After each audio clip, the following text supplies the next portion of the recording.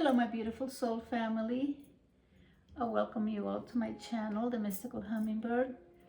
I hope you're having a wonderful day today, as I am. It's a beautiful sunny day, and I haven't been around for a bit. I've been quite busy, but I have a lot of things that I've had in my mind, and I've been taking notes. And um, I hope that what I bring to you today will feed your soul and be food for thought for you. I questioned reality many years ago. I remember my dad would always tell me, Vivi, wake up, come back to reality. And then I used to think, is this the reality? What is this? And I was just a kid. And I know that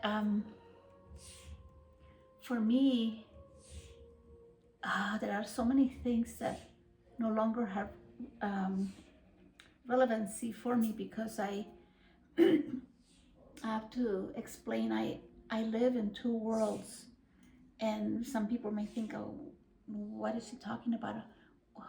How can she say she's living in two worlds? Well, I am here like you are here in this physical world, but there's other worlds. There's a spiritual world because why? We are spiritual beings living a physical experience. So, and because I've been inquisitive since I was little, well, I'm going to get to this because I really am excited to get and share with you my thoughts. And yeah, I'll just start. And I write most things down because that way I can stay, focused. And okay, so I feel compelled to share these thoughts with you and what I have learned throughout the years from the movies I've watched and books that I have read.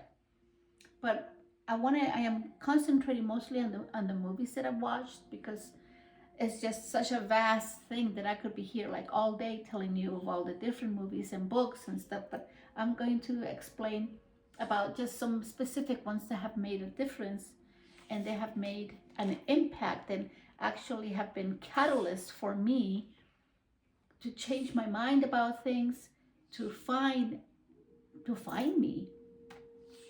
Okay, my first movie that I recall watching, this was with my family when I was a little girl, and we lived in Chile in South America. And this movie was Snow White by Walt Disney. So I think I was about 10 years of age at the time. Although I was a little girl, I remember clearly thinking the movie made me feel and what it made me feel, how it made me feel. And in later years, I would question its meaning. This because I am an inquisitive soul and needed answers to the whys and so forth. So back to Snow White and the Seven Dwarfs.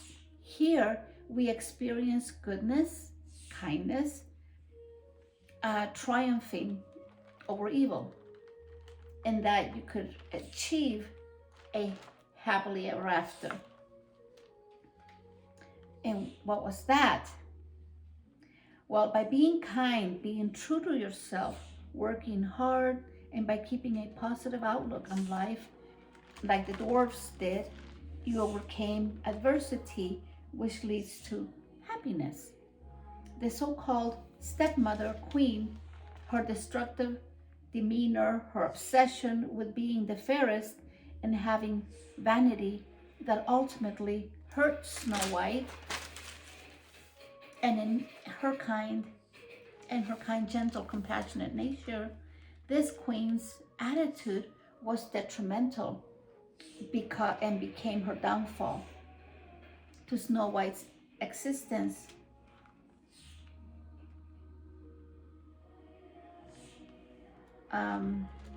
Okay, I read this wrong.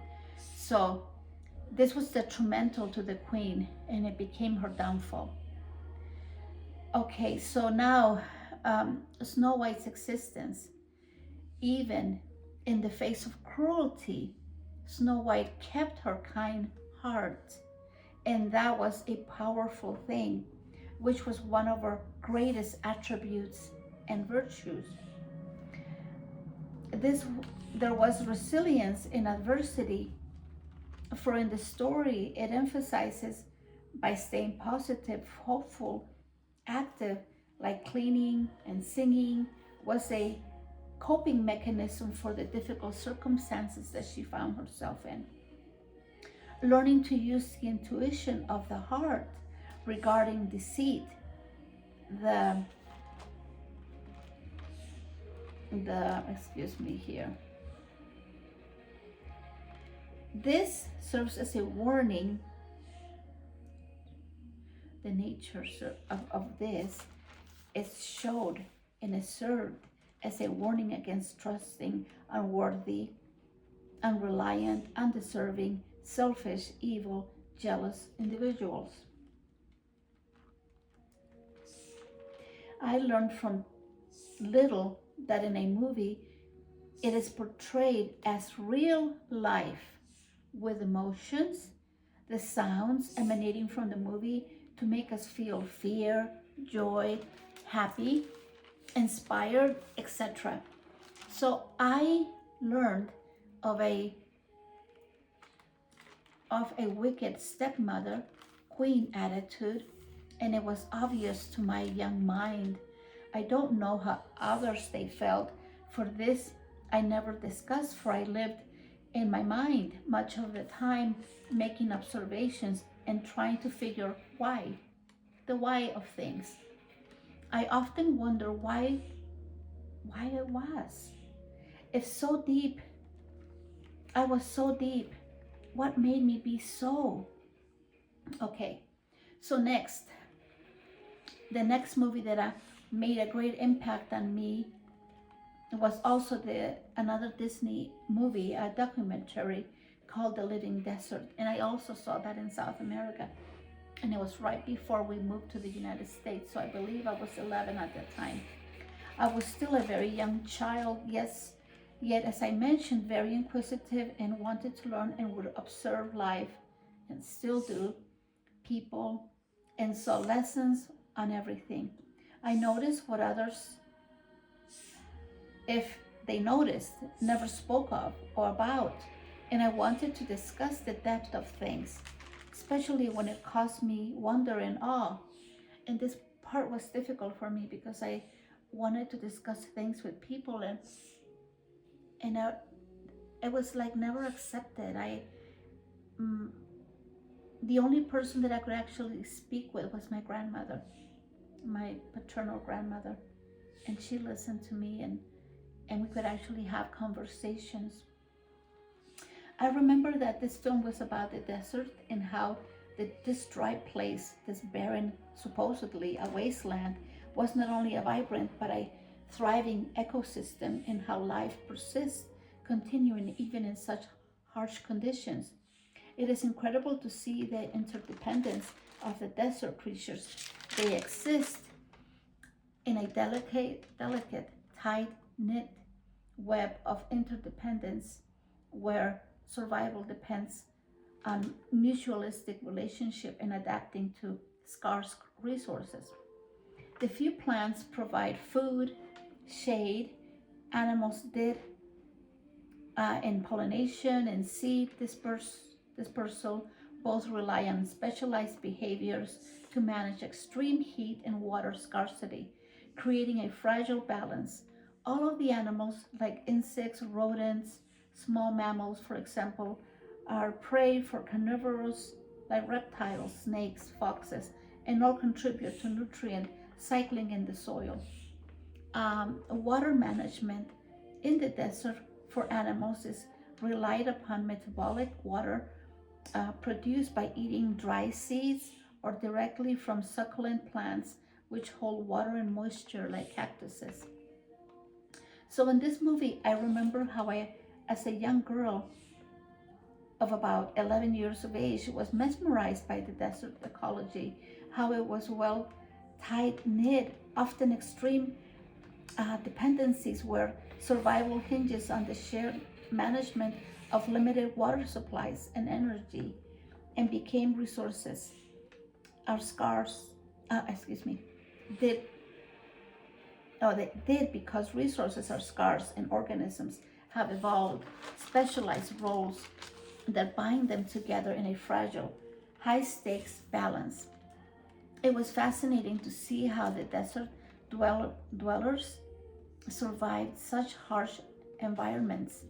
It is beautiful to think that the ecosystem is a perfect producer of its needs.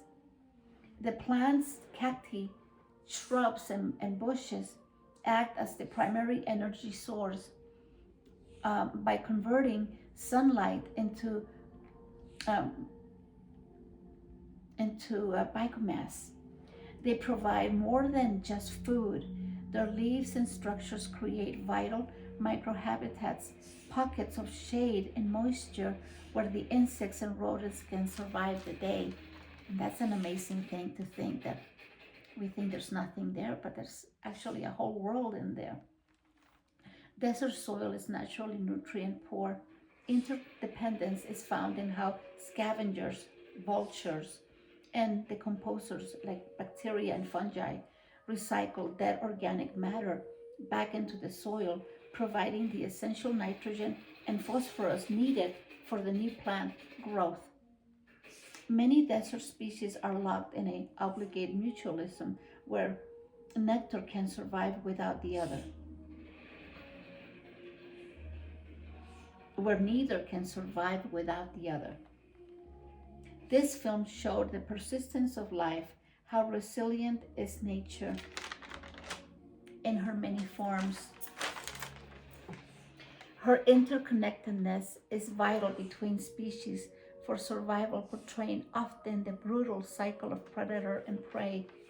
This desert film for me was an eye opener and has stayed with me all all of these years, all of pretty much all my life, and teaching me how valuable is such a place called desert where there's a world filled with life from tiny ants to snakes, bobcats, scorpions, etc., all maintaining the balance of life in all forms.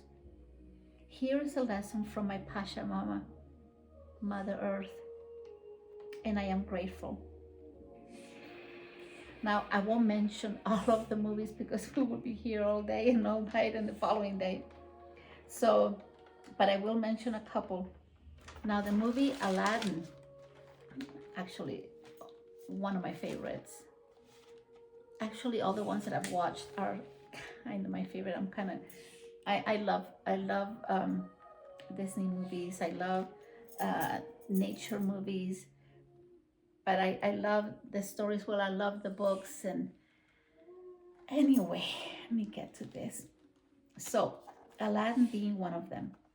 Here's the key lessons we learn from this regular street boy, a diamond in the rough, as they say, who desires to become a prince and manipulates the situations innocently, yet was not being his best authentic self, and authority was the only way to be so to attain the mastery of the self, and authenticity was the only way to be so to attain the mastery of the self. I wrote this so fast because I was thinking and just writing everything. I could barely read it now. When Aladdin stopped pretending to be this prince and begins being who he truly was, he later found out that he was really a prince.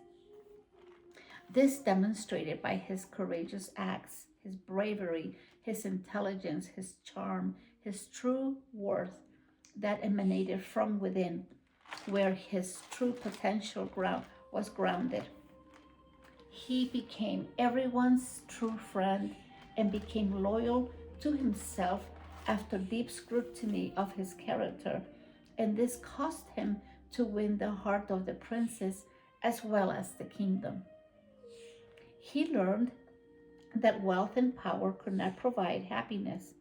He needed to acquire this realization by doing some deep soul searching, by doing some, he did deep soul searching. He used his wisdom, his wit.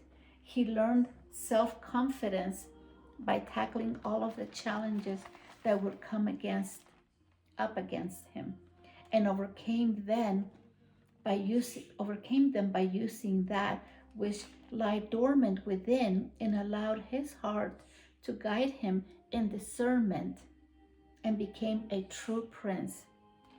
I personally feel very inspired to tell you that self-discovery is one of the greatest gifts a human can give to themselves, if not the most important gift to oneself. You see, to acquire this knowledge of the self will lead us to our freedom.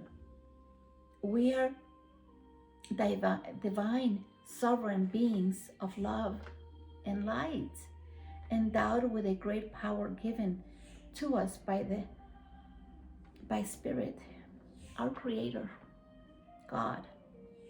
Mastery of the self, what is that, you may ask? In my journey of life, I speak only of myself, but walking towards authenticity of my deep self, freeing myself from limiting beliefs and concepts, dogmas that no longer service me, nor can I no longer accept. Since I was a child, I've walked in self-awareness and observing the hows, the whys, the complexities of my behaviors in life. Back in the year of between 1998 to 2000, when I went through a dark night of the soul, and this I went through many, many dark nights of the soul, trying to make sense, to understand my role as a human, as a woman on this planet, and I wanted purpose. So I called out to Spirit, and Father answered me as He always has. Although at times I was unaware of His presence, for I disconnected due to my ego and selfishness and lack of love. When I look at the world and observe, as when we look at a beautiful view in nature, we take time and we receive clearness. We are in a mindfulness unlike any other, for nature provides us with a calmness that even our heart rate is lowered. We achieve decreased levels of anxiety. Our mood improves, and vigor fills our bodies with this encompassing energy, allowing for deeper focus and emotional, psychological, physical restoration. We get a boost of creativity and feelings of gratitude. All, and for myself, she brought me to tears. Nature often brings me to tears with her beauty, of her elements, and of her essence. Now, in Alice in Wonderland, here Alice teaches us some key lessons. She navigates in a nonsensical world by staying true to herself. There are many life lessons. One that stands out to me clearly is imagination. I think of what Albert Einstein said: imagination is more important than knowledge, for knowledge is limited, whereas imagination embraces the entire world, stimulating processes giving birth to evolution. Knowledge can have limitations, but imagination is the goddess of possibilities in my eyes. Like he also said, logic will take you from A to Z, imagination will get you everywhere. So in Alice's world, her keen curiosity, embracing imagination while navigating this nonsensical world, she actually stayed true to herself. She questioned reality, like me. She questioned authority, like me. She recognized that everyone is mad, like me. You probably think I'm crazy too. Or that perceptions are subjective. She was curious and adventurous, like me. She chased curiosity like the white rabbit, which led her to a whole new experiences. Some were absolutely absurd and scary. Throughout her weird interactions, she was constantly asking herself questions. Who in the world am I? Here she highlights the importance of her origins of self-knowledge. Alice, by embracing the moment, found that she, by doing this in a absurd way of looking at things, for the world is often illogical. She learned to accept, to navigate, even found humor and pleasure in the madness. And I find that attribute crucial for life can be chaotic and filled with madness at times. Alice finds and learns that she was not the same person she was yesterday. So she grew through her experience. It was inevitable that she would change and cause internal growth. She saw what she was capable of. She stood up to bullies and showed her that she was valiant. That showed her that she was valiant, courageous, and was not swayed by the abusive authoritarian figures, characters such as the Queen of Hearts. She learned to make the most of her time while there and not let it slip away. Thus, she lived the moment, fully integrating her whole self into the experience. She maintained a sense of wonder and awe, thus helping her to stay true to her own sense of self. Her logic, allowing for her to look at the world in a different way, an unconventional way. I ask myself often, what can I do to maintain myself from the world's logical and square, many a time way of thinking? For I know I am not a conformist, and I do everything to keep that childlike wonder and awe and curiosity alive in me. I hope you do the same.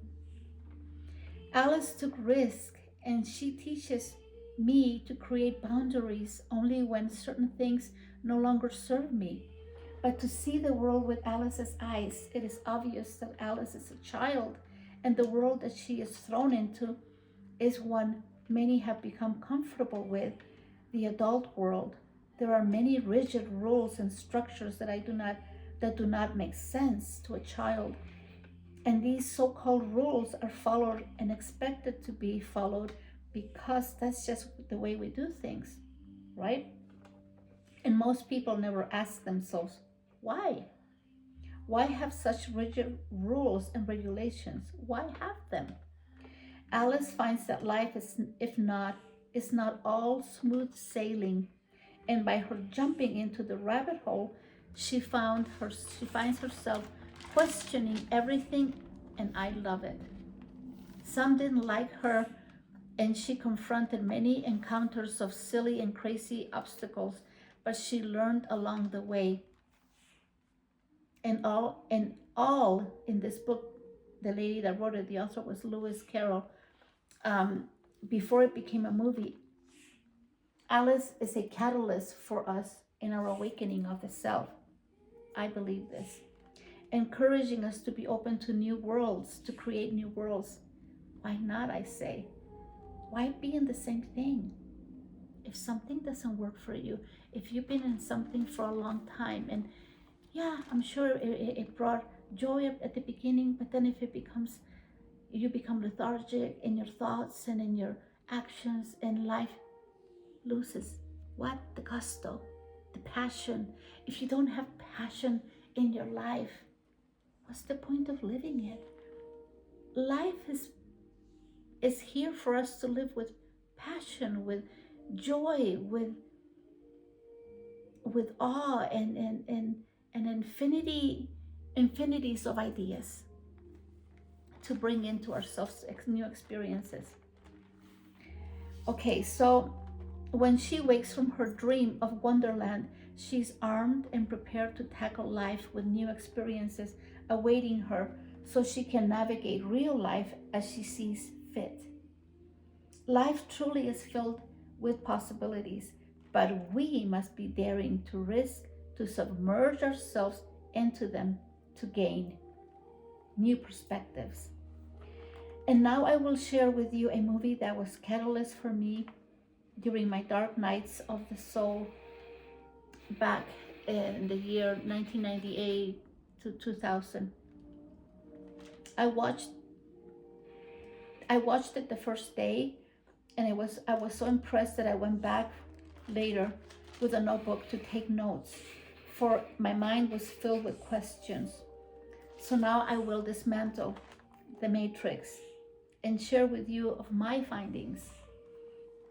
When I saw this movie the first time in the year of 2000, and yes, it was a science fiction, but after my first experience of it, that left me wanting to return and see it again many more times due to its complexities and multi-layers. My first thought was this: it explores the nature of being, the nature of reality, having free will, and how technology could be detrimental in some ways. And this was a simulated reality that people were living. It was their reality. And Neo, a computer hacker, being the main character, was also identified as the anomaly in the system of life, having the power to manipulate this matrix, and he was a part of a prophecy destined to become the one and bring about a long-awaited peace and end the war between humanity and the machines. He would lead the resistance together with Trinity, his counterpart. I know this was just a movie to many people, but for me, it held so much more. Trinity and Neo immediately I saw as interpretations, a symbolism of Jesus the Christ and Mary Magdalene. I saw the symbolism in how this Gnostic theme aligned with the story of the chosen one, the Messiah. Neo was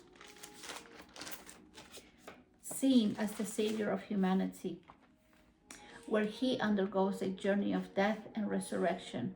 He does an unselfish,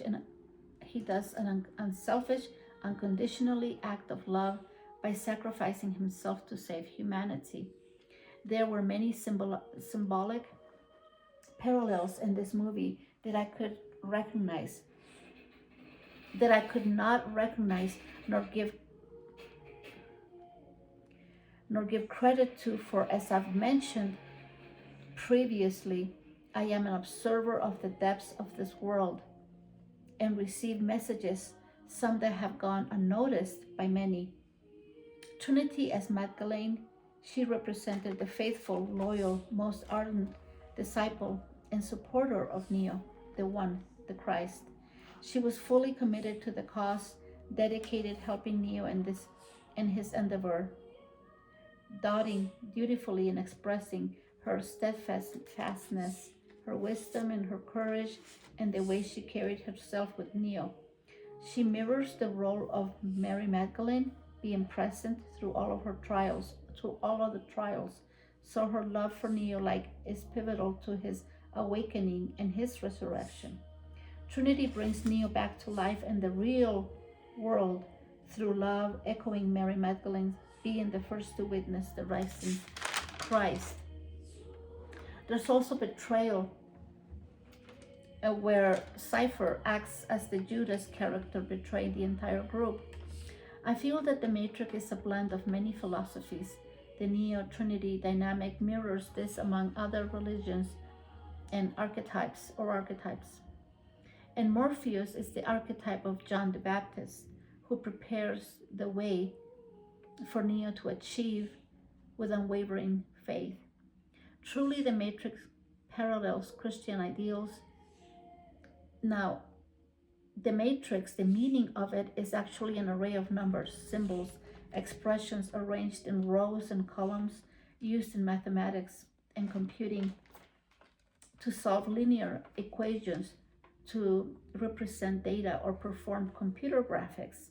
So Matrix's general context is an environment where something originates, such as the matrix of culture. Now, this movie called The Matrix is a metaphor for a simulated reality rather than the mathematical concept. And matrix in the dictionary, its definition stems from the Latin word mater, for mother, the womb where our being is formed and nourished until its birth. Matrix is also a sort of blueprint or a mold where anything is formed in which gives it shape as the matrix of a type. Now, what I'm going to express about this movie, The Matrix, absolutely in my eyes compares to this reality by serving as a metaphor for social control.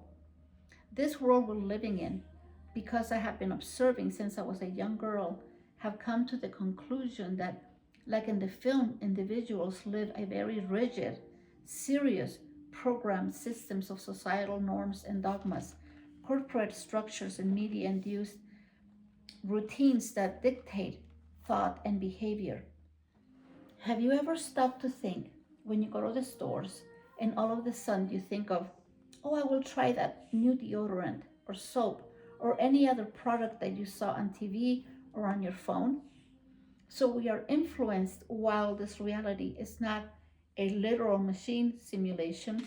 The concept parallels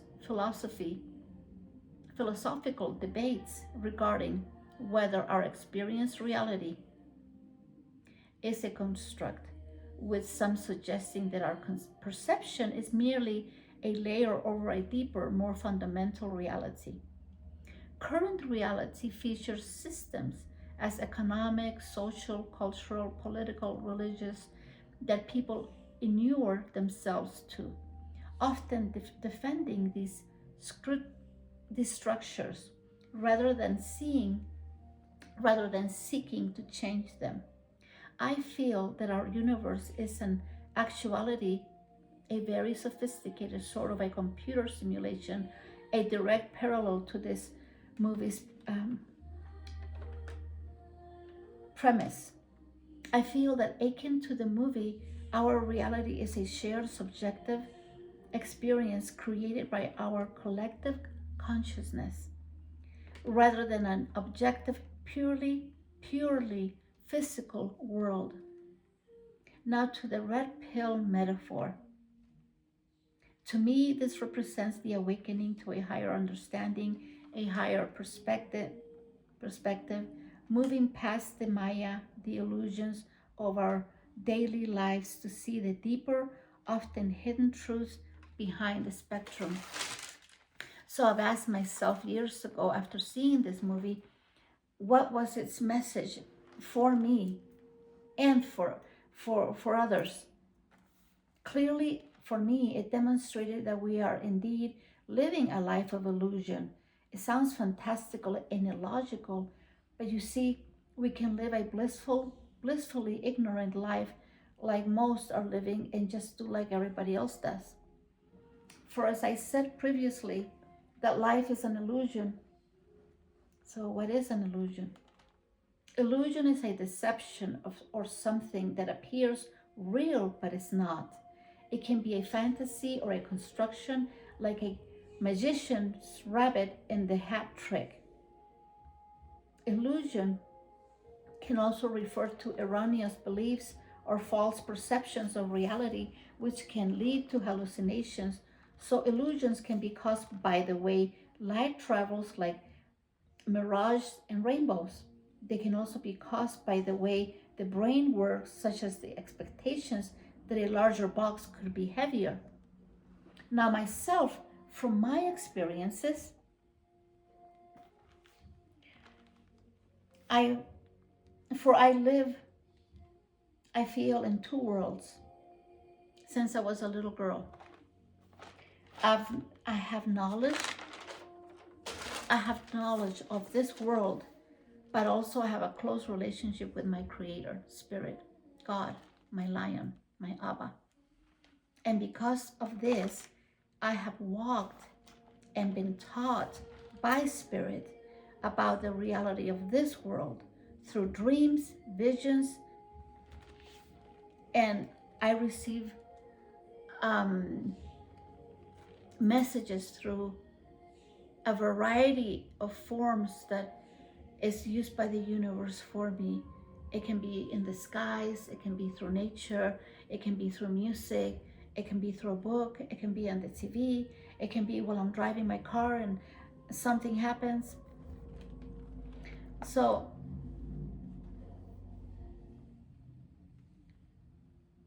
Spirit clearly explains these things to me, and I feel I am very childlike. Not that I am, when I say I'm childlike, I'm not childish. I have a child's mind. I see the world.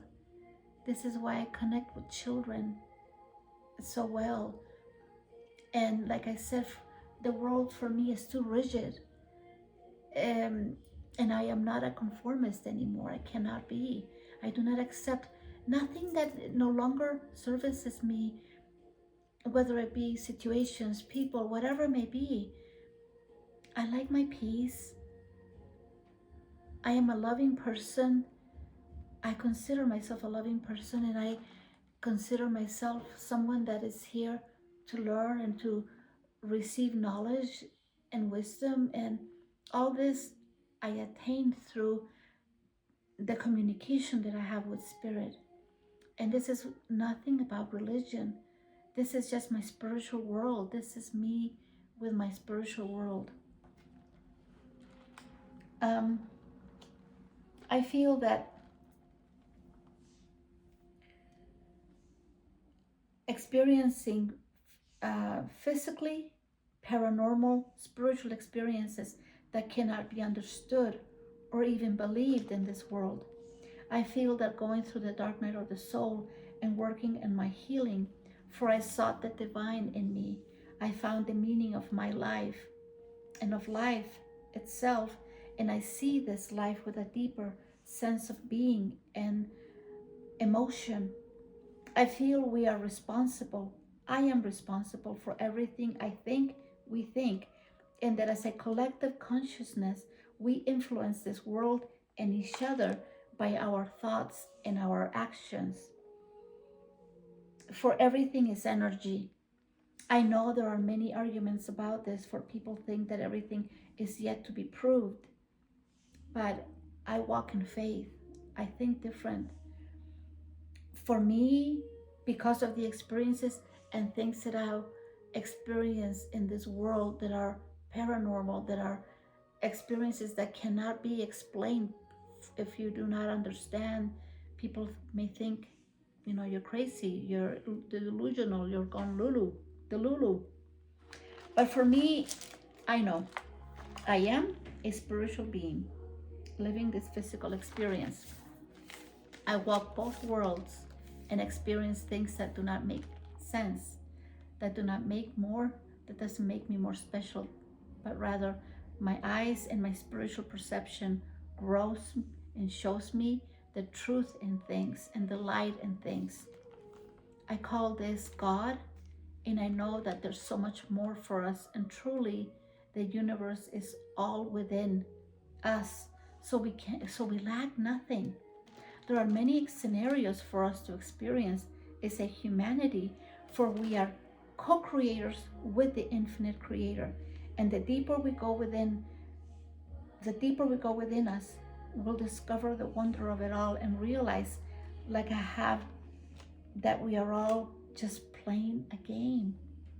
And you think, oh, how can you say that? This is not a game. You have no idea. And I've chosen to play mine, and I am aware and conscientious of that it is a game. So with all of the quests and challenges and ascent with my consciousness to higher realms, for I know I am and I can. So the thing here that I share with you is to tell you that Life has so much more. Life is a gift. And we are being spoken to through books, through movies, through music, even people. And there are many, many ideas and ideals and theories, and people present this. And like me, I'm telling you, it's like a big, huge restaurant with different plates, platters. This is a platter for the day. This is mine. You either eat it, you don't eat it. You walk past it, ignore it. Which pill are you gonna take? So I think that blissfully ignorant, it could be blissfully lovely. But because I'm an inquisitive soul, I cannot just be blissfully ignorant. I'd rather be blissfully happy in my truth, and I stand in my truth. The discoveries that I have made, that I am making about me, about how God works with you, how He shows you His secrets, it's what Christ, He said once, let the little children come unto me, for theirs is the kingdom of heaven. Now, when you think of the little children, we're all little children. When we take the mask off and become authentic. Now, Christ was and is a teacher and a savior of sorts. I don't like to go too much deep into that because I don't accept, there's many things that I cannot really discuss here because I'm not supposed to know. It's not necessary. But what I do tell you is that once you connect with your higher self, with your inner child, and if you feel that it's necessary for you to do it, and if you don't, just live the life like everyone else and be happy wherever you're at and continue, but know that there's much more. Reality can be changed. There are things that you cannot see with these eyes, but here, your third eye, your spiritual eye, can show you. You can have dreams, you can have experiences of paranormal experiences, things that are not your everyday thing here in life. But you attain this once you are in this journey of the self and you heal yourself of your traumas and ego and all of the things that we have gone through, because we all have a story, and no one can say, oh, mine is more sadder than yours. Guess what? Pain is pain. You cut yourself, if you look at it, it will hurt you. If you're not looking at it, it doesn't hurt. Don't ask me why, but that's just how it works. When you are conscientious of something, then you know it's there. I just want you to know that you are so loved. We are so, so loved. We are surrounded by beings of light. And you attract that what you are. If you consider yourself to be whatever you may consider yourself to be, that's what you are. So which pill are you going to take? Where do you see yourself? Where do you see your life? What do you see attaining? I one day, when I was in nun school, and I remember in South America, in Chile, the nun was speaking, and at the time, I was Catholic, but I didn't accept that because I already told you the story. I told him I don't like this God. I'm not going to go about it either because you can watch the other videos, but I remember when she presented Rumi to me the first time, this wonderful Persian poet, and she explained, and she said, when you seek God, you find yourself, and when you find God, you find you, and when you find God, so both you find yourself. So what are you? You are a divine being. You are God in embryo. Now you can do with that whatever you want to do with it. You can throw it away. You can do whatever. And I take from the things that my heart resonates with, that sounds like truth, that feels like truth, that makes me walk in light, and I am here to shine my light. Yes, this is what I'm here for. This is what you're here for. And then we interact with each other and we give each other the best of each other. And it's all about the love. So love yourselves. Love yourselves unconditionally. If you are going, whatever you may be going through, it doesn't matter what you're going through. Expect good things in your life. Expect the best.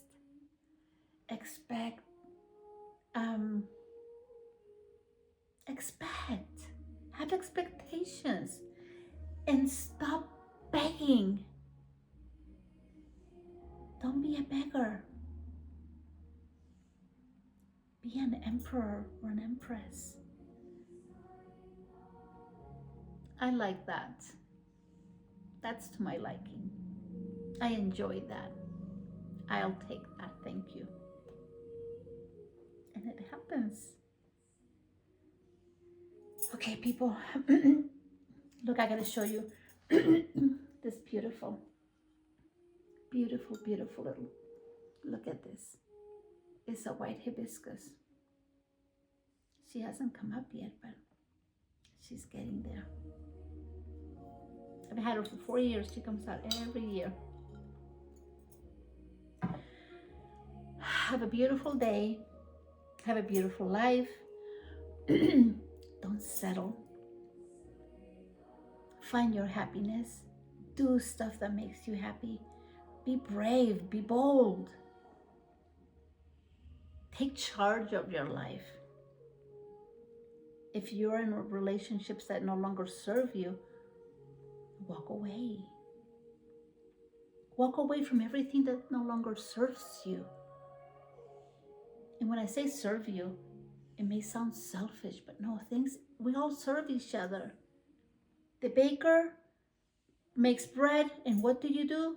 We eat the bread. So he serves you, and you serve him by buying the bread.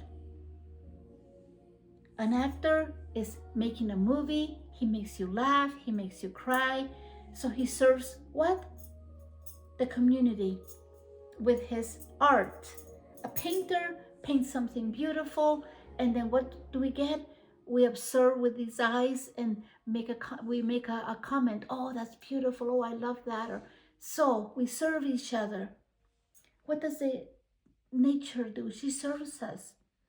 And then you think, oh, but what about this destruction, this earthquake, this avalanche, and what's happening in Italy and what's happening here? The earth has a body that is influenced by what? With the minds of the people that live within this body. And are the people being kind to each other so she can be influenced? Ask yourselves. We, as humans, we go to the bathroom. We excrete what that doesn't serve us. Can you imagine if we kept all of that inside of us? We'd be stinking. The earth needs to pass gases. There are volcanoes. She has to move. Everything moves. Discover the beauty of life. Discover the beauty of you. There are wonderful, beautiful things waiting for you to be attained. But the most beautiful of all is the relationship you have with yourself and your God, whoever you deem your God to be. There's no religions. There's no such thing as religions on the other side. The only religion, the only thing is love. Christ came to teach love. He didn't bring a religion to have everybody divided and this one goes this way, that one goes that way. No, we are all of us are spirit beings that have forgotten who we truly are. And we live in a world that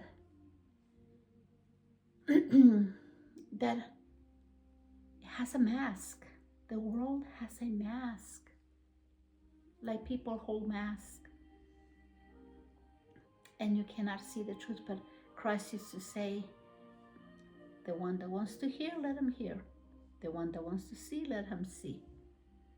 So with that said, I send you my love, my beautiful hummingbirds, my beautiful soul family. I hope you have a beautiful day, and I've missed you.